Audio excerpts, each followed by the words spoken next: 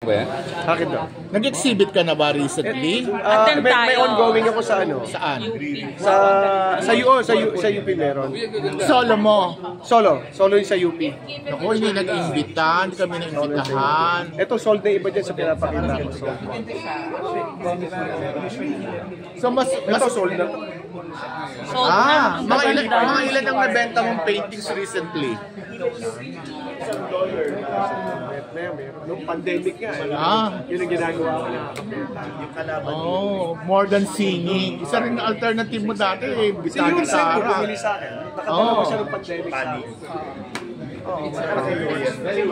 Si Mother Lily bumili sa akin before siya, di ba? Anong style mo ng painting? May pagka-cubist. Cubist. Nag-abstract ako. Expressionism at saka impressionism. May combination ako.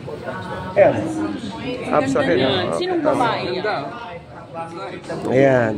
Kung sino yung bibili niya, sasabihin ko kung sino yung babae yan. Innocence. Si Sunshine, pinaint mo ba dati? Oo, syempre. Ay, collector's item na yun. Naman, eto bago ito ginagawa. Ito yung binili ni Mother. Binili ni Mother. Nagustuhan ni Alior. Alam mo, meron isang kolektor. Wala na siya, congressman. Matanda sa Quezon City. Matanda, mataray na matanda. Babae.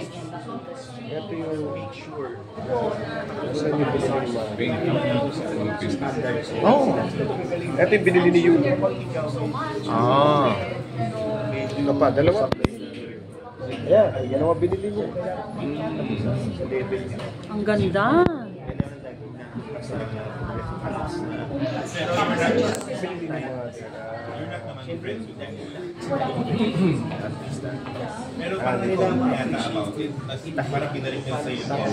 So ano mo siya? Therapy, calling, passion? Pinagkakakitaan mo rin. Kumbaga parang siyempre nagpapaka-senior ka rin eh.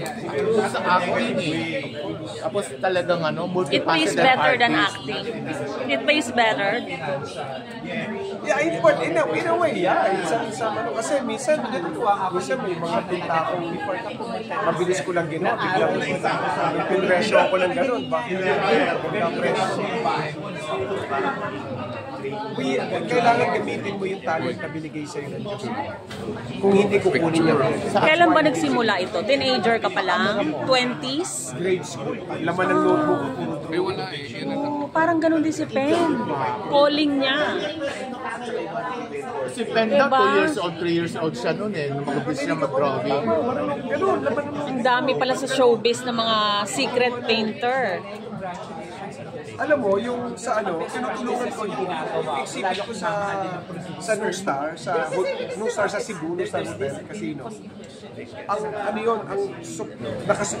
tulong yun doon sa Bay Foundation.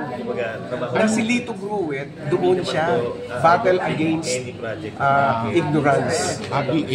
Foundation. Bay. So cause-oriented din pala ang Oo, alam mo, first time, binigay 50% nagbayad sa'yo. Ang binigay ko. Sabi ko dito, bibigay ako kasi natutuwa ako sa nangyari sa'yo. So, sakita, sabi mo, kalahati, bigay. Ganun. Kasi natutuwa ako sa nangyari sa kanya. Napanood ko siya kay Julius Babaw. As a Filipino citizen po, ano ang nararamdaman? We need answers. Okay. Sa Pilipino, we need answers. And we need real answers. Ganesh, yung tanong mo naman, controversial question mo. Sa Paco, ikaw raw ba nagbo-worry?